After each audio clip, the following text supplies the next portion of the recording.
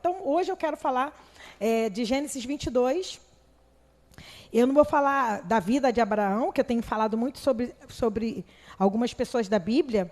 Eu não vou falar de Abraão, porque a história de Abraão não se limita só ao capítulo 22, mas eu quero ler o capítulo 22 como um capítulo de um pai que dá o seu filho, que tem a intenção de dar o seu filho, e falar um pouquinho também desse Deus chamado Jeová Jirê, que é o nosso Deus, que é um Deus de provisão. E com a Páscoa, o Senhor falou tanto ao meu coração, o que nós temos diferente do ímpio, o que nós temos diferente do pecador que está lá fora fazendo uma pedofilia, por exemplo, que está roubando. E o Senhor começou a falar assim, você deve. Você pode não estar devendo pessoas, mas você está devendo banco. Você é devedora. Porque eu julgo. Porque eu julgo. Lá em casa eu não tenho gato na minha luz, eu não posso nem ter um ar-condicionado, porque eu não tenho. Aí eu me acho melhor do que quem tem, quem não paga a conta de luz. Vocês estão entendendo como que Deus constrange a gente, que ninguém pode botar o dedo na ferida de ninguém e falar assim, eu sou melhor do que você? Não tem quem seja melhor do que ninguém. O perfeito, como a Luli pregou outra vez aqui, precisou nascer e precisou ser cuidado por uma mãe. O perfeito foi naquela cruz e morreu por nós. E hoje nós estamos aqui comemorando a Páscoa, né? Não no sentido que o mundo fala, do coelho, do chocolate. Isso tudo é uma coisa que Satanás ele usa bem. Satanás ele usa muito essas questões. Aí vamos conversar sobre um pouquinho, antes de eu entrar na palavra, sobre isso. Quando chega Natal, o que é o sentido do Natal, né? Nascimento de Jesus? Ah, mas nasceu por causa de uma festa que teve, mas é o nascimento de Jesus, né? Mas quem é mais comemorado? Papai Noel, certo? A criança cresce sabendo que existe o Papai Noel. Tá. Quando chega a Páscoa, o que é comemorado? A morte de Cristo. O que as pessoas falam? Chocolate e o ovo. Ah, mas é porque o ovo significa nova vida, que coelho bota ovo. Não, o coelho não bota ovo. Mas olha a estratégia de Satanás, gente. Quando você é criança, você não acredita que existe Papai Noel? Todos nós acreditamos. Eu botei meia, gente. Quando eu era criança, eu botava uma meia suja pendurada lá no basculhante da minha mãe. Coisa de criança. Para ver se alguém botava alguma coisa lá que Papai Noel... Na minha aquela coisa. E eu acordava no dia 25, não tinha nada lá dentro daquela meia. Nada. Nem carvão, nem uma baratinha para contar. Aí o que acontece? A meia de chulé estava lá. Porque é da cabeça de criança. A criança acredita no Papai Noel. Quando a gente cresce, o que a gente coloca na nossa cabeça? Papai Noel não existe. Quando a gente cresce, a gente sabe que o ovo... o coelhinho da Páscoa não bota ovo. Então surge nosso sentimento assim, que frustração, né? Eu nasci, cresci achando que existia Papai Noel, mas essa estratégia de Satanás é para que, assim como o Papai Noel não existe, assim como os super-heróis não existem, assim como o ovo não existe, Deus também não existe. Porque se a história de um menino que nasceu numa manjedoura dia 25, ele não existe, a história igual Papai Noel. Se morreu um tal de Jesus na Páscoa, ele não existe, porque é igual o ovo. É isso que Satanás ele coloca na cabeça das crianças. E quando as crianças crescem, e principalmente os pais que incitam muito essa parte mesmo, não da morte de Cristo, mas do chocolate, das coisas, ela vai achar que Jesus foi uma história da carochinha, como muitas pessoas acham. Que a Bíblia ela não é correta, que a Bíblia ela não é certa. Então, a gente vai ver na história, agora que nós que cremos na palavra de Deus... Eu pensei em pregar desde Gênesis 3:15, falar sobre o Jesus, da maldição e sobre o cordeiro que foi morto. Eu pensei em pregar em Êxodo 12, falar da Páscoa. E eu vou parar aqui no 22 de Gênesis mesmo, para a gente poder entender que o nosso Deus, gente, é um Deus de provisão. Eu estou falando tudo isso para que eu e você entendamos que quem proveu o Salvador para nós foi o próprio Deus. Quem provê o alimento para nós é o próprio Deus. Quem provê, até mesmo essas decepções, não estou falando que Deus chega assim, vou castigar, não. É nossas próprias concupiscências. E as decepções vêm, as situações vêm, e nisso tudo Deus está acima. Deus, pensa aqui, problemas, frustrações, decepções, lutas, falta de dinheiro. Deus acima. Um Deus que se chama Jeová Jirê. Um Deus que provê. Porque nessa história aqui a gente vai ver que nem Abraão, ele podia dar o filho que seria suficiente. Mesmo que ele desse o filho para Deus, o seu único filho chamado Isaac, não satisfaria e não cumpriria o propósito pelo qual o Senhor mandou, depois de muito tempo, o próprio Cristo para morrer por nós. Jesus realmente bebeu o cálice da ira de Deus. Isaac não seria suficiente, porque o sacrifício precisaria continuar acontecendo. Amém, igreja? Então, vamos lá? Gênesis 22, vamos lendo um pouquinho, até o versículo 15. Diz assim: E aconteceu, depois destas coisas, que provou Deus a Abraão. Quem provou Abraão? Quem provou Abraão? Deus prova, certo? Quem tenta? Satanás. Deus prova para aprovar. Satanás tenta para você cair no pecado. Só para a gente aproveitar a palavra, para a gente poder... Nunca diga que Deus te tentou. A gente é tentado por Satanás e tentado pelos nossos próprios desejos fortes. Aí cai ou não cai, a gente que decide. Mas Deus prova. E aqui fala o que aconteceu, que depois destas coisas, que provou Deus a Abraão e disse: Abraão, e ele disse: eis-me aqui.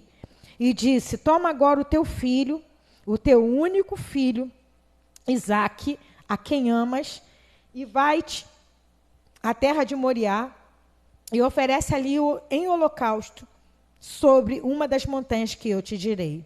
Então se levantou Abraão pela manhã, de madrugada, e albardou o seu jumento, e tomou consigo 2 dos seus moços, e Isaque, seu filho, e cortou lenha para o holocausto, levantou-se, e foi ao lugar que Deus lhe dissera. Ao terceiro dia, levantou-se Abraão os seus olhos e viu o lugar de longe. Já estavam caminhando quantos dias, gente? 3 dias. Ao terceiro dia, imagine essa saída, né? Essa saída de Abraão até aquele lugar. Ao terceiro dia, ele levantou e viu de longe o lugar. Olha o que aconteceu, versículo 5. E disse a Abraão aos seus moços: ficai-vos aqui com o jumento, e eu e o moço iremos até ali, e havendo adorado... O que ele falou, gente? Lê para mim aí. Havendo adorado, tornaremos a vós. O que esse verbo ele tá mostrando para nós? Abraão ali já estava exercendo uma fé sobrenatural. Porque ele fala: eu voltarei. Ele não ia sacrificar o filho? Se os 2 estavam indo lá, os servos ficaram aqui esperando, estavam indo os 2. Ele falou que tornaremos, ele cria de todo o coração que o menino também voltaria. Ele não sabia como Deus ia fazer, mas ele tinha fé suficiente para quê? Num Deus de provisão. Vou parar aqui porque essa palavra é um pouco de aplicação também para nós. Hoje, a gente vive num tempo de muitas dúvidas. E a gente tem muitas informações que colocam dúvidas. A gente abre hoje, pelo acesso pelo YouTube, pelo acesso pelas redes sociais, a gente às vezes vê um cientista renomado falando algumas coisas, a gente vê um psicólogo renomado falando algumas coisas. É cada asneira que a gente ouve que eu fico assim, caramba, como as pessoas viajam na maionese. E se você não tiver firmado, se você não tiver uma firmeza de fé, uma convicção, você cai. Por isso que a palavra de Deus fala lá em Hebreus 11, 1, que a fé é o quê? É certeza e a fé é convicção. Já viu uma coisa, quando você não tem certeza do que você é, fica aquela coisa meia dúbia. Não estou falando de ser trans, não. Estou dizendo assim, eu não sei o que eu vou fazer amanhã, eu não sei o que eu vou fazer almoço amanhã, não sei se eu faço carne, não sei se eu esquento a comida que coisou hoje, né, que comeu hoje. Aí fica aquela dúvida. Agora, quando você tem certeza, você já vai para a cozinha com certeza, você já vai lá, já faz o macarrão à carbonara, que Paulinho fez hoje, macarrão à carbonara, você vai lá com aquela toda certeza e ficou...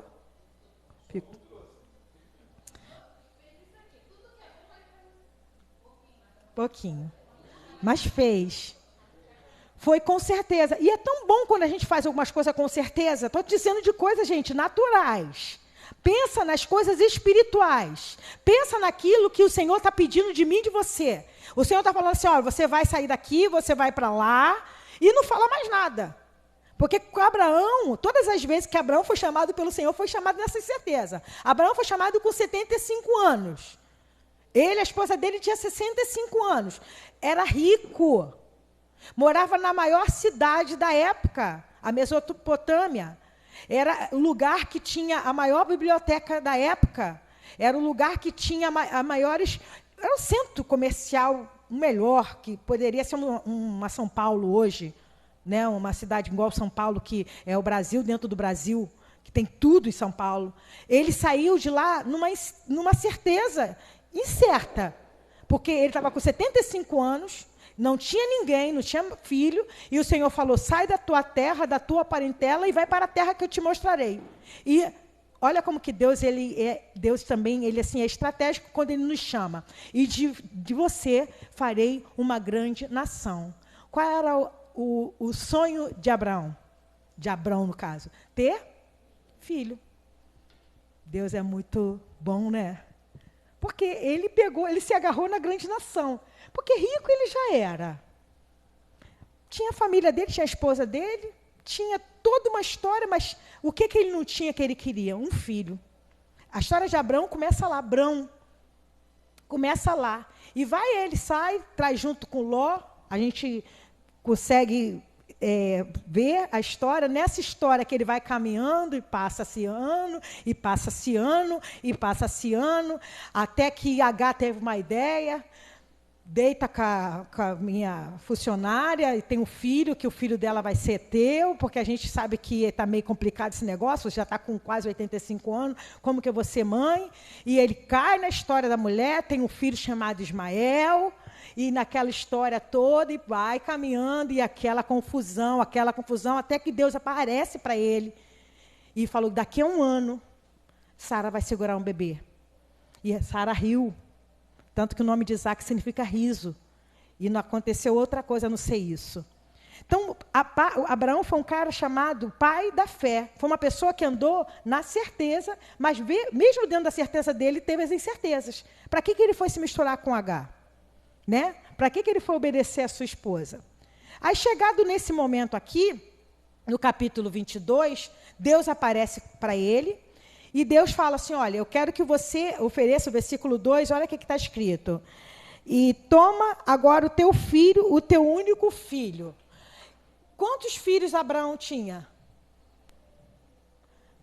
Aqui está falando que é o único filho, né? Mas Ismael não era filho? Mas não era o filho da promessa. Aquele que tu amas. Não é Ismael. Ismael, se assim, ó, para ele entregar Ismael para Deus... Gente, Deus é terrível. Deus é terrível. Porque para ele, se ele fosse, vai lá, pega o Ismael, oferece... Já estava dando problema para caramba, a mulher, aquela ciumeira danada. Já tinha até expulsado o menino de lá, aquela história toda. Mas a quem tu amas. Ele, na história aqui, Deus apareceu para ele, versículo, deixa eu ver aqui, ó. Deus apareceu para ele de noite, não foi? Depois provou, ofereceu holocausto e tal, levantando-se pela manhã de madrugada. Na história aqui, eu acredito que ele nem falou para Sara a história. Porque imagine se ele fala para Sara. Sara, deixa eu te falar, vou ter que fazer uma viagem amanhã, porque Deus me pediu para eu sacrificar Isaac, matar nosso filho, tá bom? Imagine o que Sara ia fazer. Tem coisas que você não pode contar nem para ninguém, gente. Tem coisas que Deus dá para a gente, coisas espirituais, que se você falar, parece até que você está esnobando, não é verdade? Parece até que você está querendo ser melhor do que os outros, ou, ainda tem mais, pode até colocar a areia no teu caminho. Então, a gente tem que ter cuidado para quem fala. Ele não falou para a mulher. De manhã, ele separou tudo, ele separou a lenha, ele separou tudo que era preciso para fazer o holocausto, chamou os empregados, né, para irem, e foi. Chegou depois de andar 3 dias, aí ele já estava, o menino já devia ter uns 8 anos, uns 8 a 10 anos, ele já estava com quase 100 anos, foram caminhando, quando chegaram, em determinado momento, ele vai e faz essa declaração: ficai-vos aqui, eu e moços iremos até ali, e havendo adorado, tornaremos a vós. Na certeza de que Deus iria fazer um milagre. Vamos continuar lendo aqui? Olha só o que diz o versículo 6. E tomou Abraão a lenha do holocausto e pô-la sobre Isaque, seu filho. E ele tomou o fogo e o cutelo na sua mão. E foram ambos juntos. Então falou Isaque a Abraão, seu pai, e disse: meu pai. E ele disse: eis-me aqui, meu filho. E ele disse: eis aqui o fogo e a lenha, mas onde está o cordeiro para o holocausto? Menino esperto, né? Menino que sabia que para um holocausto era necessário um cordeiro. Por quê, gente? Eu estou falando isso.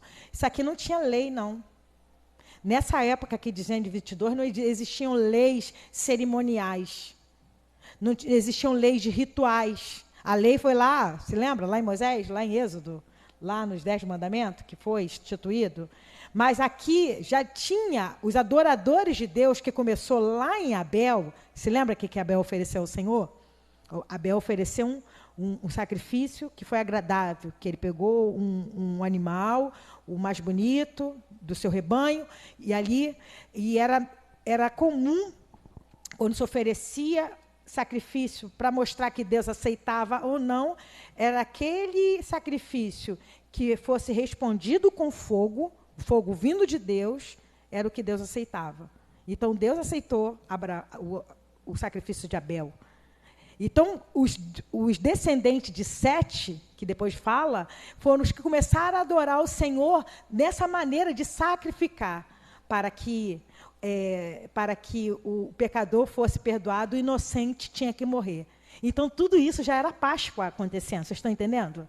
A Páscoa já aconteceu lá em Gênesis, capítulo 3, versículo 21, quando Deus teve que matar um animal para cobrir a vergonha do homem e da mulher. Matou o animal para fazer umas vestes para o homem e para a mulher. E vem Deus se manifestando ali. A Páscoa aconteceu lá quando Abel ofereceu um sacrifício, porque um animalzinho inocente morreu para cobrir o pecado, e Deus aceitou. E vem a Páscoa acontecendo sem ela acontecer, porque a Páscoa mesmo foi instituída em Êxodo 12. A gente está em Gênesis 22, mas Êxodo 12... A minha língua bolando. Êxodo 12, que é instituída o Pessá, que é a passagem. Lá em Êxodo 12, quando o anjo da morte passava, a casa, eu estou me referindo àquela porta ali, a casa que não tivesse o sangue do cordeiro, quer dizer, um cordeiro era morto, vários cordeiros no caso, né? Cada casa tinha um cordeiro que foi sacrificado e foi feito um churrasquinho para todo mundo comer. Aquele sangue tinha que passar no umbral. Quando o anjo da morte passava, e que tinha o sangue, passava. Passagem, Páscoa. Páscoa é isso, é passagem. O anjo da morte passa, não tem aqui culpado, porque o inocente morreu. Quem foi, no caso? Foi o cordeiro. Aqui na história de Abraão, você vai ver exatamente isso. Uma Páscoa sem ser a Páscoa acontecendo. Porque o menino chegou: pai, fala, meu filho, eis-me aqui. Eis aqui o fogo, eis aqui a lenha. Cadê o cordeiro para o holocausto? Porque o menino sabia que para um sacrifício ser dado ao Senhor, era necessário que um cordeiro morresse. Olha o que Abraão vai responder. Vou ler ali melhor. E disse Abraão, começa aí o Jeová Jirê. E disse Abraão: Deus proverá para si o cordeiro para o holocausto, meu filho. Assim caminharam ambos juntos. Ele poderia chegar para Isaque e falar assim: Isaque, deixa eu te contar uma coisa, meu filho. Então, papai vai ter que matar você, querido. Deus pediu, entendeu? Vou ter que degolar teu pescocinho. Né? Ele poderia falar, ou poderia ficar muito irritado com Deus, mas você não vê na fala dele, você não vê em nenhum momento uma indignação. Mas você vê realmente alguém obediente até a morte. No caso, não foi morte de cruz, mas ele foi obediente até a ponto de matar o próprio filho, porque ele seria capaz de matar o próprio filho. E ele ali falou: meu filho, Deus proverá o cordeiro para si. E continuaram caminhando, versículo 9. E chegaram ao lugar que Deus lhe dissera, e edificou Abrão ali um altar. Gente, às vezes a gente acha que é tão simples como montar essa mesa, né? Hoje nós chegamos aqui, a mesa estava ali, Dudu botou a mesa aqui, daqui a pouquinho a Marlete chegou, botou a mesa para cá, tirou a toalha que estava, botou essa toalhinha aqui, a Helena foi lá, colocou, preparou a ceia, tudinho, né? E isso foi em questões de repente, uns 10, 15, 20 minutos. O altar, lá, naquela época, não era assim. Era uma coisa que tinha todo um ritual e não tinha lei, porque a lei depois veio com mais ainda rigor, com mais ainda que não podia ser pedras polidas, né? Até a palavra que o papai falou com a gente naquele dia, a pedra tinha que ser bruta, não podia ser mexida, porque a pedra não podia ser, não ter a digital do homem. Deus não gosta de nada que tenha a nossa digital. E ali Abraão pegou pedras, um coroa, quase 100 anos, pegou as coisas, quase 100 anos não, já tinha mais de 100 anos, ele teve filhos, né? Mais de 100 anos, pegou a pedra e montou, e colocou tudo ali, amarrou, fez tudo. Olha aí, olha o que aconteceu. Versículo 9 ainda. E edificou ali um altar, e pôs em ordem a lenha, aí olha o que ele faz. E amarrou a Isaac, seu filho. Aquele menino não podia sair correndo, gente? Um menino talvez com uns 8, 10 anos, né? Ele não se opôs a obedecer também. Como filho, ele se deu. Como filho, ele também se ofertou. E deitou sobre o altar em cima da lenha. Pode continuar. E estendeu Abraão a sua mão, tomou o cutelo para imolar o seu filho. O cutelo era uma faca. Quando ele vai naquela posição ali, só Deus sabe como o coração de Abraão estava. Mas quando ele vai naquela posição, ele estava a ponto de matar o seu próprio filho. Olha o que acontece. Mas o anjo do Senhor lhe bradou desde os céus e disse: Abraão, Abraão. E ele respondeu. Ele disse: eis-me aqui. Então disse: não estenda a tua mão sobre o moço e não lhe faça nada, porquanto agora sei que temes a Deus e não me negaste o teu filho, o teu único filho. Agora que eu quero que vocês prestem bem atenção no que a gente vai ler. Então levantou Abraão os seus olhos e olhou, e eis o que, gente? Eis um carneiro detrás dele, travado pelo quê, gente? Pelo chifre. O que significa chifre na Bíblia? Poder, autoridade. Toda vez que você vê chifre na Bíblia, significa exatamente autoridade e poder. Aquele animal, o carneiro, ele estava preso pelos chifres. Ele estava preso dentro da sua autoridade. É como se fosse assim: eu me entrego. E foi Abraão e tomou o carneiro e ofereceu um holocausto em lugar do seu filho. Ali, aquele animal também estava ali se oferecendo como sacrifício ao Senhor, porque ele estava preso pelo quê? Pela sua autoridade. Então, quando a gente fala de Páscoa, a gente não tem como não lembrar do que Cristo fez. E eu quero ler, aproveitar, a Luli já até leu ele, mas eu vou ler novamente, Filipenses capítulo 2. Olha o que diz essa palavra. É um versículo, é um texto que a gente gosta muito de ler, porque fala exatamente que Cristo, o que ele fez por nós. De sorte que haja em vós o mesmo sentimento que houve também em Cristo Jesus, que sendo em forma de Deus, não teve por usurpação o ser igual a Deus. Mas a si mesmo, de nenhuma reputação, tomando a forma de servo, fazendo semelhante aos homens, e achado na forma de homem, humilhou-se a si mesmo, sendo obediente até a morte de cruz. Por isso também Deus o exaltou soberanamente e lhe deu um nome que é sobre todo nome, para que ao nome de Jesus se dobre todo o joelho dos que estão nos céus, na terra e debaixo da terra, e toda língua confesse que Jesus Cristo é o Senhor, para a glória de Deus Pai. Jesus não foi para a cruz porque ele fazendo uma performance, como a gente estava ouvindo essa semana, o testemunho do rapaz que fez Paixão de Cristo, que naquela hora que ele estava sendo crucificado, que ele estava carregando a cruz, ele parece que passou um monte de coisa, até raio caiu nele. Mas na hora que ele estava carregando aquela cruz, parece que o ombro dele deslocou. Alguém mexeu ali, o ombro dele deslocou. Então, aquela dor que ele estava sentindo era dor de ombro deslocado mesmo. Então, ele falou assim, não era uma performance, eu estava com dor mesmo. Né? E, às vezes, a gente lê a Bíblia, a gente tem um negócio de performance, né? Parece que é tudo muito bonitinho, é um enredo. É aquela coisa. Não, gente. Jesus ele foi para a cruz tendo consciência de tudo que ele passaria. A palavra de Deus fala que o Cordeiro morreu antes da fundação do mundo. Como assim, pastora? Deus, na sua soberania, sabia de tudo o que ia acontecer.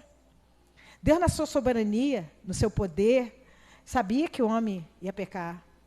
Mas Deus, na sua soberania, já deu para o homem lá no Éden um plano de redenção. Um plano de salvação. Que é muito além até daqui. Porque aqui é momentâneo. O que ele tem para nós é uma eternidade. Então, quando Cristo foi para a cruz, pense você, é o próprio Deus que precisou se esvaziar, o próprio Deus que se esvaziou, não teve por usurpação ser igual a Deus. A gente não vê em nenhum momento, quando a gente vê algum... Ele, quando curava alguém, ele falava, não fala para ninguém.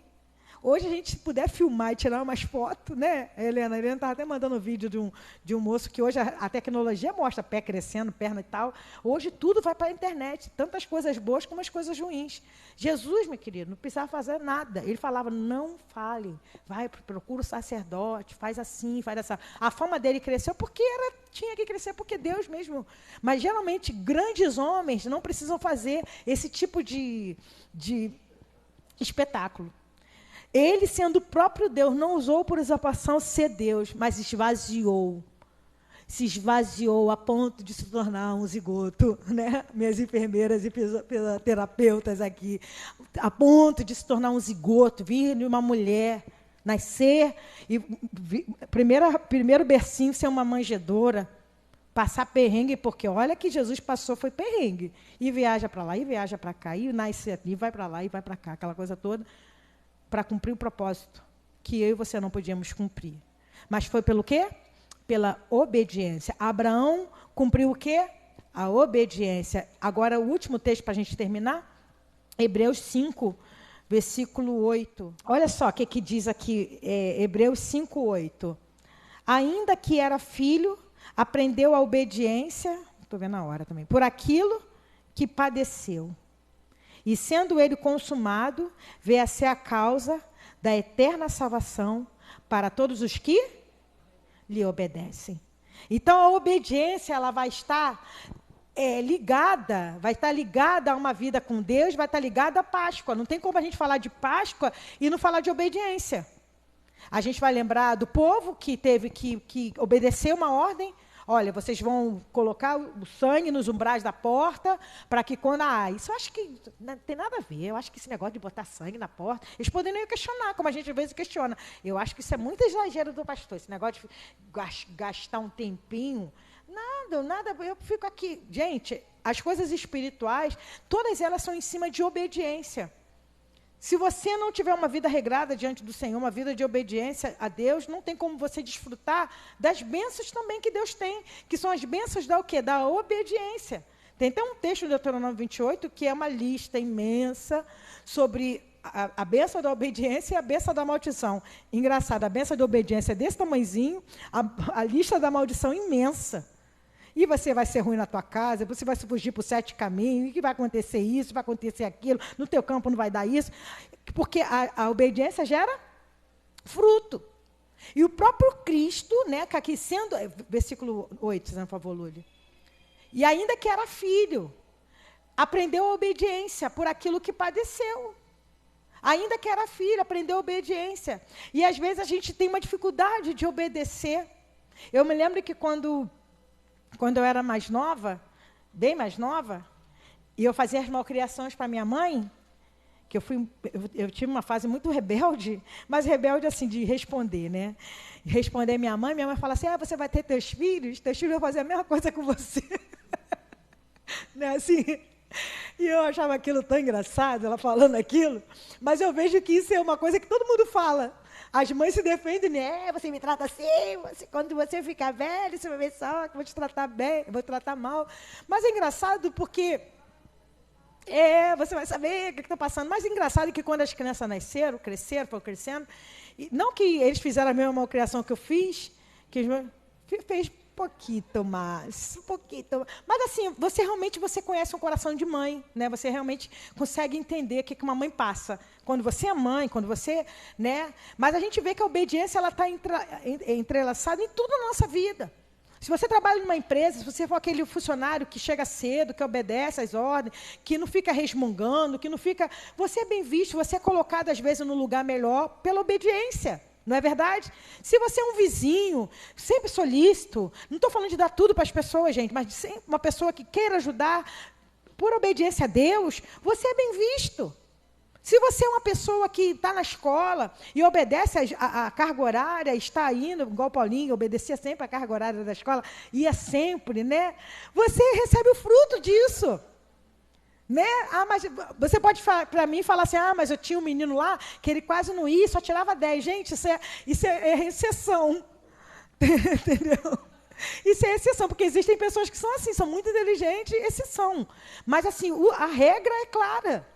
Obediência. Cristo aprendeu a obediência. Abraão aprendeu a obedecer, entregar o próprio filho. E nós não temos como viver a vida com Cristo sem obediência. Sem estar realmente quedado. Deus lhe deu um nome que é sobre todo o nome. A gente só lê essa parte. Que Cristo ganhou um nome, mas ele, o que fala assim? Tende em vós o mesmo sentimento que houve em Cristo Jesus. Que sentimento foi esse? Ele negou a si mesmo. Mas a gente gosta de ser aclamado, né? A gente gosta de ser reconhecido, a gente gosta que as pessoas olhem para nós e falem assim, olha, que mulher de Deus, olha, que homem de Deus, que menina maravilhosa. E isso não quer dizer nada. O The Chosen, a temporada 3, Paulinho falou assim, mãe, tá ficando brabo já, porque só tá em inglês, eu não estou vendo, né? Porque em inglês eu não consigo entender. Aí eles depois vão traduzir, porque parece que Jesus vai começar a ser rejeitado, porque ele vai começar a apontar que ele é o Cristo. E o sacerdote falou, cara, Lázaro, a Lula estava contando spoiler aqui, estava falando, cara, facilita, tu tá quebrando, tu tá queimando o teu filme, que tu tá falando que tu é o Cristo. Mas ele começou a falar que ele era o Cristo e começa a arrumar inimizade. Pensa que você, por obedecer a Deus, as pessoas vão amar vocês? Não vão. Não vão. Paulo mesmo, Jesus mesmo fala isso. Se eles me odiaram, vão odiar vocês também. Agora, bem-aventurados sois quando vos injuriarem por causa do meu nome. São bem-aventurados, são felizes. Então, assim, que a gente... pegue esse dia, né, da Páscoa, esse dia que o Senhor nos dá de lembrança, e a gente realmente, hoje a gente está aqui na mesa, né, na mesa do Senhor, uma mesa simples, não tem nem uvinha, né, não tem nem aquele trigozinho, aquele pão fake, que algumas mesas de igrejas aí tem uns pão fake bonito, né, a nossa mesa é simples, mas assim, é um significado tão grande, o que Cristo fez por nós. Não foi um suco de uva, né? Bem bonito, bem gostosinho, que eu bebi um pouquinho antes, que estava lá ajudando a Helena, eu bebi um pouquinho. Não foi um suquinho, foi o próprio sangue dele que ele derramou por nós. Ele derramou tanto sangue que é capaz, está lembrando do filme? Que foi capaz de salvar toda a humanidade se convertessem. Seria suficiente. Mas a todos quanto recebê-lo, deu-lhes o direito, deu-lhes o dever de serem feitos filhos de Deus. A quem recebe é Cristo. Mas o sangue de Jesus é suficiente para salvar toda a humanidade de todos os séculos. Imagina os séculos, quem já nasceu, quem hoje está vivo, quem ainda vai nascer até Cristo voltar. Seria suficiente. O que ele derramou naquela cruz foi a própria vida. E quando a gente fala assim, a gente estava vendo o filme, né? No filme A Paixão de Cristo, que a gente estava vendo ontem. No filme mostra muito Satanás lá rindo, né? O pessoal debochando, aquela coisa. E eu acredito que muitas pessoas que estavam ali naquele meio foram pessoas que viram as curas de Jesus. Eu acredito que muitas pessoas que estavam ali foram pessoas que... Um primo foi curado, um tio foi curado, mas estava lá, crucifica, solta Barrabás, crucifica. Mas Barrabás, gente, é o exemplo exatamente de quem nós somos. Barrabás significa filho do pai, né? Bar é filho, Barrabás, filho do Aba, filho do Pai. Jesus morreu no lugar de Barrabás. Até na morte da cruz, até ali naquele último instante, um malfeitor foi salvo. Exemplificando quem é esse filho do Pai. Quem é Barrabás aqui? Nós. Exemplificando que quem era para estar naquela cruz lá? Helena, Evelyn, Ana, Salete. E a cruz era até engraçado, que a cruz era feita sob medida, né? Quando preparavam a cruz para a pessoa ser crucificada, media-se para a pessoa ficar lá, não confortável, mas ajustada. A cruz não foi feita nem para Jesus. A cruz foi feita para Barrabás. E, inclusive, dizem que foi dado uma esticada a mais em Cristo. Ele ficou bem mais esticado, porque aquela cruz era muito grande para ele. Mas quem era para estar lá? Barrabás. Gabi era para você estar lá. Era para eu estar lá. Está entendendo? O que Cristo fez por mim, por nós? Então, não tem como a gente não responder a esse chamado. E eu queria ler o último, Isaías 53, acho que é o versículo 11, que é o louvor que nós cantamos. Olha o que diz essa palavra. Todavia, ao Senhor agradou moê-lo, fazendo enfermar. Quando a sua alma se puser por expiação do pecado, verá sua posteridade, prolongará os seus dias, e o bom prazer do Senhor prosperará na sua mão. Ele, Jesus, verá o fruto do trabalho da sua alma e ficará satisfeito com o seu conhecimento. O meu servo, o justo, justificará a quantos, gente? A todos? A todos? A todos? A muitos, porque a iniquidade deles levará sobre si. Ele verá o fruto do seu penoso trabalho, como a gente cantou aqui. Então, quando Cristo estava morrendo naquela cruz, como a gente cantou, né? Ele pensava em ti, ele pensava em mim, pensava em nós. Lá naquela cruz, ele pensava em nós. Lá naquela cruz, hoje ele olha e fala assim, valeu a pena ter morrido, porque olha a Bia respondendo ao seu chamado. O sangue foi para a Bia, não foi? E ela está respondendo ao chamado, se mantendo na presença do Senhor. Ele viu o fruto do seu penoso trabalho. Ele viu o fruto do seu penoso trabalho. Ele viu o fruto do seu penoso trabalho. Ele viu o fruto do seu penoso trabalho. Por isso que a gente cantou, alegra-te sobre mim, Senhor. Você pode dizer isso para ele? Alegra-te sobre mim. Senhor, pode se alegrar, porque eu sou o fruto do seu penoso trabalho. Pai, eu estou aqui e eu sou o fruto. Eu sou o resultado daquele trabalho que foi feito naquela cruz. Não sou indigna, não tenho mérito, não sou uma pessoa perfeita, mas eu respondi ao toque do Espírito Santo e eu sou esse fruto. Amém, igreja? Vamos colocar diante do Senhor.